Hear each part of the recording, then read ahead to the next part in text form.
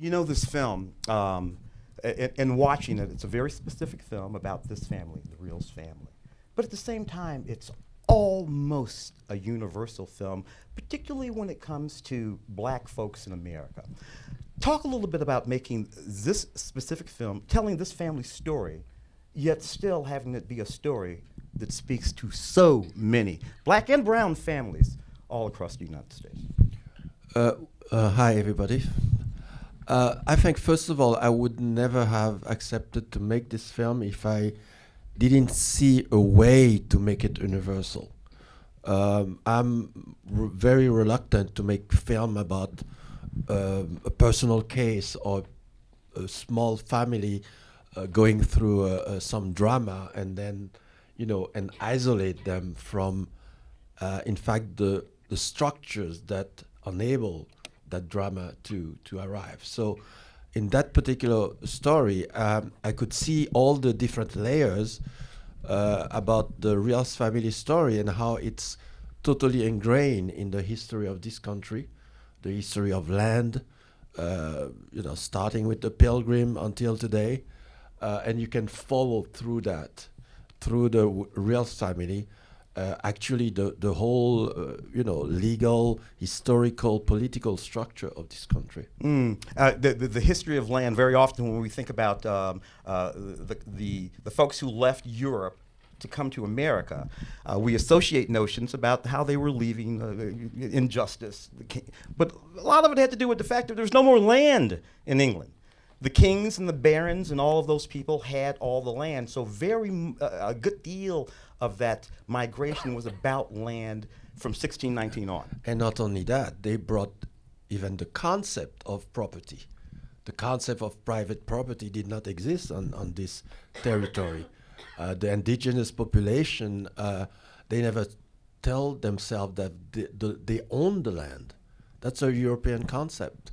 They are the guardian of the land. They take care of the land and the nature and animals, but they never the context or the concept to say, well, not only I discovered you, but that land I can take it. I can make a commodity out of it, meaning I can buy it, sell it, exchange it, and that's what they did with human being right after that, and they used those black African bodies to work that particular land they just stole.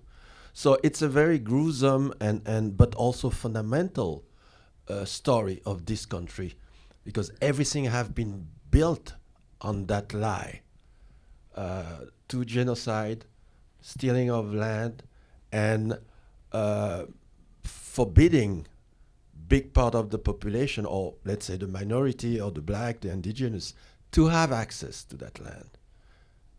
Well knowing that without land you cannot build any financial, economical stability. You can't build wealth. And until the end of slavery, until the end of the Civil War, all the laws that have been voted were voted for access to land to the white majority, because the indigenous and the black population were not even considered citizen until the 14th Amendment. So everything is built on one part to say, well, land is the source of everything. It's the source of your livelihood.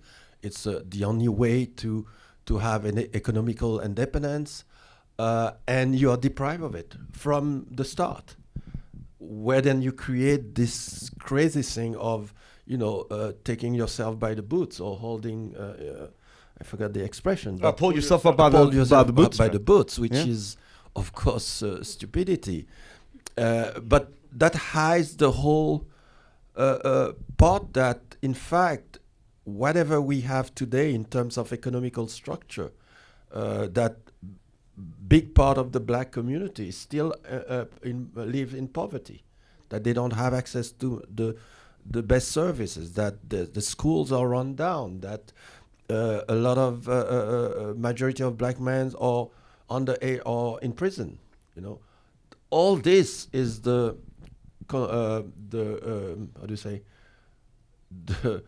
consequences of those original sins. And a film like this illustrates how this was not necessarily the case. There was, in fact, property and wealth that came out of Reconstruction and some of these things that accrued to African Americans, even Native Americans, but definitely African Americans, and how a very deliberate process of taking back the potential for that wealth, the actual land, was this project. It happened over many, many, many years, the rights of inheritance and all of these kind of things. Talk a little bit about this sort of project to make sure that this didn't happen. Well, you see the Reels family itself, that land was bought right after slavery time. And that land was basically bad land. It was swamps. It was sandy, coastal land, and that nobody wanted. So they bought those land that they could buy with the limited amount of money they had, and they made something out of it. And then came right at the end of the 19th century, the beginning of the 20th century, the violence came. We thought that lynching was a racist problem. No, it was an economical problem. It was about stealing that land that was put that became profitable. Because they were growing everything, tobacco. They were real farmers, and they made something out of that land, and they create their home. They create an economical circle, and then it was first and foremost the violence to steal that land from 19 and then until 1920, and then the tourist industry put another layer on that, and then of course the promoters, the whole economical structure continued the process. Of course, largely tainted with racism. It was also the tool to deprive those who had land from that land. And that ability to deprive folks being wrapped into the nature of the law. Talk a little bit about how the law was used very specifically to extricate property from Black and brown folks, and Native Americans too, for that matter. Well, first of all, the whole legislation is a mess, because depending on county, on state, there are differences, huge differences. But the main factor is the fact that the Black families did not trust the system. So they didn't want to have wills. They thought when they leave their property, they leave it to the whole family, and they, with the understanding that it would be protected, because the whole family inherited the land. But in fact, it fragilized the titles, because that you actually don't have a title. It's just drop into what it's called heirs property. The heirs property don't give you a paper. You have to register the land, and yes, you pay taxes. That they do usually, but then the more the family is growing, if you have 100 people who owns as a group, like shareholders, that land, after a while you can't really administer unless you are very organized. Who pay the taxes. Because you have to pay tax for the whole land, but sometimes part of the family leaves the land itself. They go elsewhere to live. Sometimes not everybody can live off that land. So there are loopholes in those laws, and there are other laws that exist, like partition law, torrents law.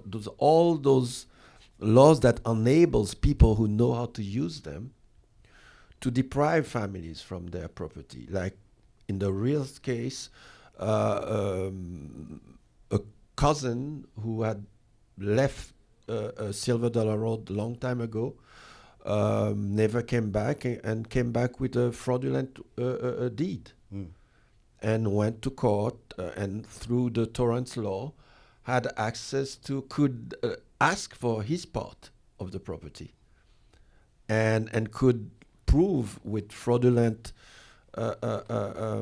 witness that he lived on the land, that he was promised the land, that he was taking care of the land, which was not really true. And that's when the trouble started, because then the family, although they had registered the rest of the whole property, there was a paper, they managed to have the title, but there was two decisions that were contradictory. And then the whole problem started with that. And the justice, instead of trying to clear up that thing, only made it worse, where even lawyers and judges could not see through. It was like you have two sets of paper and both are acceptable. There seems to be a reckoning in the United States around situations like this and similar ones. Here in Los Angeles, we had the Bruce's Beach situation. Bruce's Beach was this property taken from a black family nearly 100 years ago, maybe more than 100 years ago now. And in the ensuing 100 years, just recently, it was returned to the descendants of that family. I'm from St. Louis, Missouri, where the St. Louis Cardinals play.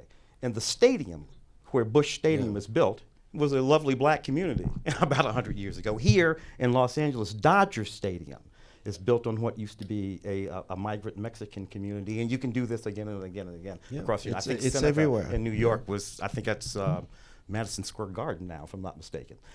So there seems to be some sort of a reckoning with these sort of things going on in the country now. How do you see that reckoning juxtaposed to what happened with the Reels family? What's still happening with their family? Well, it's a parallel story, and it's coming more and more out because I think there is a bigger,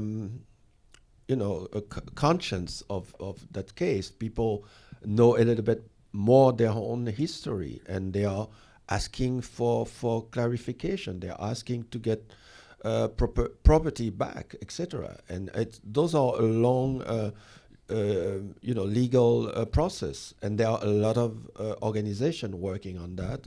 Lawyers, pro bono also.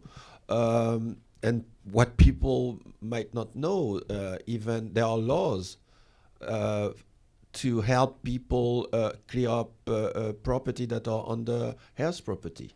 And we hope that those funds will be renewed in the next farm bill. So there are things that have been going on. Scholars, works on that. So it's not unknown, but it's just not recognized in a massive way. And I think the film will also help that discussion to a wider audience, because most family and a lot of white families as well, since we have been showing the film, there are always few people said that happened in my family too. We shouldn't forget land is the central DNA of this country. So if you go back 1, 2, 3 generations, you will find a similar story of land loss. I want to talk a little bit about the Reels family, those individual people, 95-year-old Gertrude. To talk little bit about them, the nature of them. In all of this, all of these tribulations, there's a joy in that family. A joy about the land that they had, a joy in the lives that they're living now. They even can find a joy having dealt with the imprisonment of their uncles for 8 years. Talk a little bit about that extraordinary family. Well, it was important from the get-go that I do not make a film about victims. I made those choices very early on. It was important for the audience to see the family as human beings. And so I introduce you to that circle. I let you see them in their everyday life, and I show them in the anniversary. And in that anniversary of 95-year-old Gertrude, you hear the family talk about the past, talk about their history, their childhood in the place. It was very important for me to present that family as a real human being, and that you have time to know them before the drama occur. Because the drama do not define them. And I made sure also that I don't have a happy ending. I have, it's a continuum. The family continue to have their picnic, their parties, their anniversaries. and they are still fighting. It's not over. So I refused from the get-go to make a film where I would just make a little package of this drama, and at the end you could say, "Oh my God, they are safe," and we could go home in peace. No, it's the anger comes from that story, and I hope some activism out of it. At least that people will say, "Oh, I should maybe inquire. What's the follow-up of that, or what happened in my own family? Where can I help? Where can I do something or inform myself?" And that's what I hope to do. So there was. It was important to keep the feeling that it's an ongoing story. There is not such a thing that there is no happy ending in life. It's just life continue. In all of your films, which are very often about difficult subjects and difficult circumstances, there is nevertheless a beauty in this film. Those intertitles, those beautiful intertitles. Well, it has to be a film. The film is based on an incredible research by Lizzie Presser from ProPublica. She spent almost 2 years there. She is the one who discovered the story, and she spent a lot of time with the family, and I benefited from that work. And when I came, it was clear that my assignment was to make a film, not to make another report, not to quote numbers. And it was about artistic choice. It was about make a film with real character, and make a film that you could watch several times, because each time you watch it, you engage in the story, and that's my job to do. And I took several decisions, also regarding the point of view, who is telling the story. Very early on, I knew it was going to be Mamie and Kim.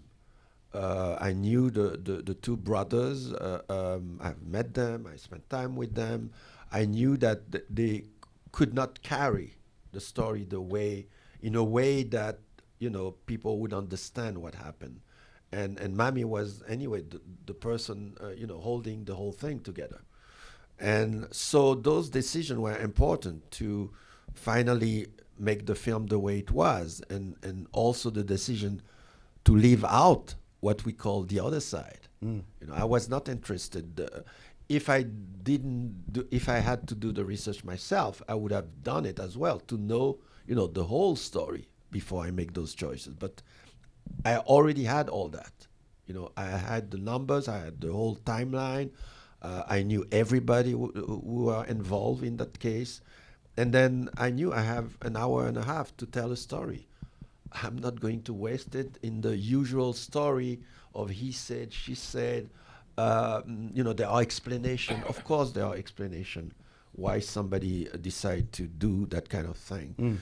But I was interested in the storytelling of that family and let them have the podium for themselves, because you don't see those people on TV or on the screen many times. There are reports about them, but it's always snippet of testimony. But it was important for me to give them the whole podium. Yeah, and as usual, black women, strong black women, up to the job of telling the story. We'll take a couple of questions before we have a reception in the lobby just after the Q&A. Does anybody have a question? I can't see anybody, so if you got a question, put your hand up. I think he's on his way. Yeah, I've got. With a microphone. There you go. Thank you. Great work. Actually, from North Carolina, and blessed to have some interest in an air property that this reminds me we need to do something about. I'm wondering, when you spoke about, you sort of alluded to like activism, call to action. I'm not aware of what Amazon MGM are they doing something like Participant has done to do something around this as a call to action? Well, it's not their job, but I did push for, first of all, for the family to get some help, to get organized, to get advisors. And there are multiple, including in North Carolina, multiple organizations who are working with families on the subject. who are providing advice, counsel, and there are lawyers. So that's the first step that was important for us to have. And then we will have, and I think it's in construction still, but a website where we not only will have people will have access to the whole documentation of this case, but also of similar cases, of scholar reports, numbers, etc., statistics, and also there will be a place for other people to also tell their own story. So we hope that it will be a bigger movement around that, because they exist, but there are no central place where the conversation can continue.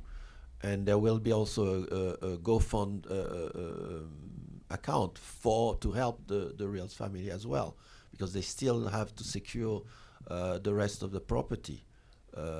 Gertrude Reels is 96 years old now, and so if she disappears, they're probably going to have people who come out of the roots and try to, as long as she's alive, she knows everybody. Right. She, they grow up on her knees. So it will be a little bit more difficult. So we are making sure that the rest of the property is in good standing, as you say. That's great. Thanks. Yeah.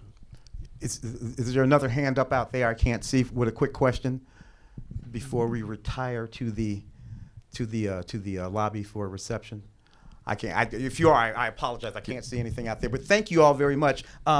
This story here is a sort of a foundation, a platform for communicating these sorts of situations. Sometimes when you say something and people become aware that it's a real thing that's happening in the world, it raises something up in the populace. That happened here around Bruce's Beach. I think that this film has the possibility of doing that, of raising an understanding of this situation as it presents itself over and over again in America, so that at least we won't be able to say anymore, well, that didn't happen, or I don't believe that. I think that this is one of the sort of films that will put the lie to that notion.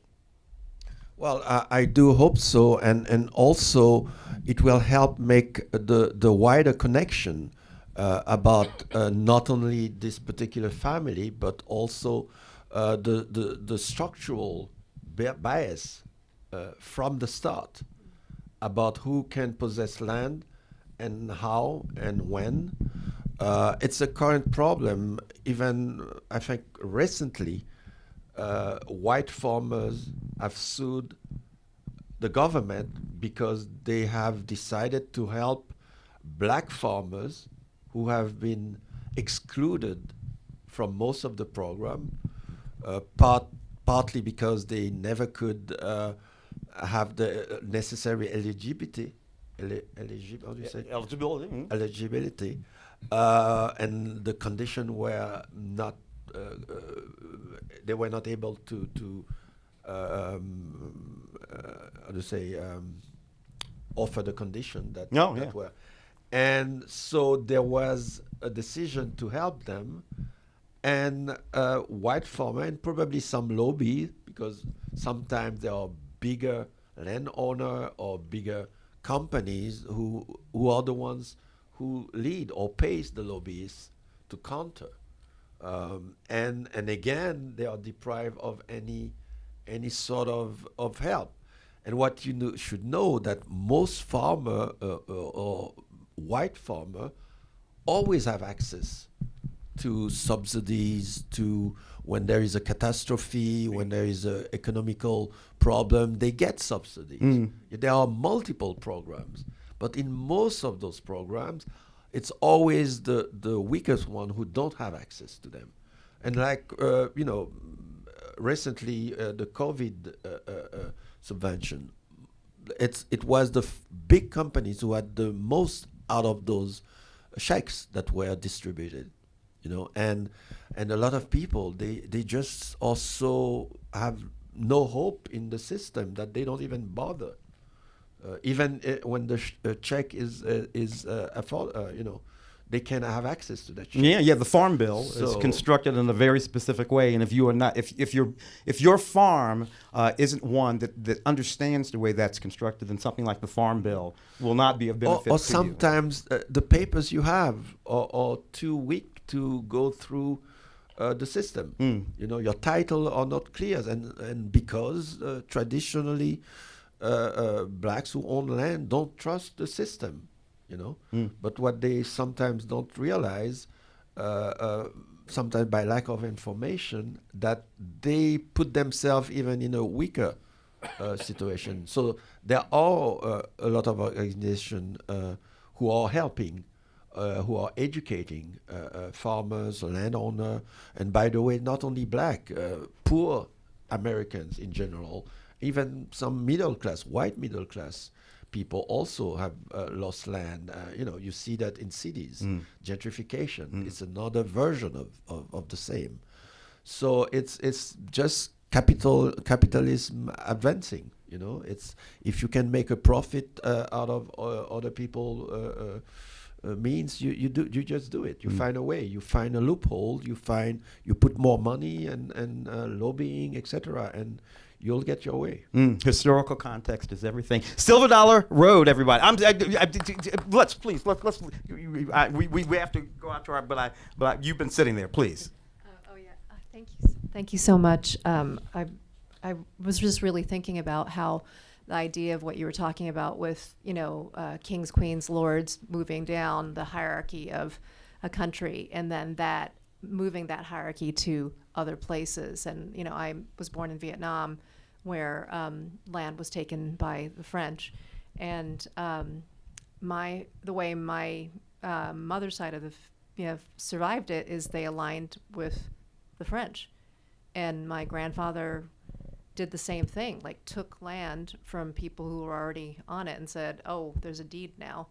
This belongs to the French." And I'm going to take a big chunk of this too, and now you have to pay me.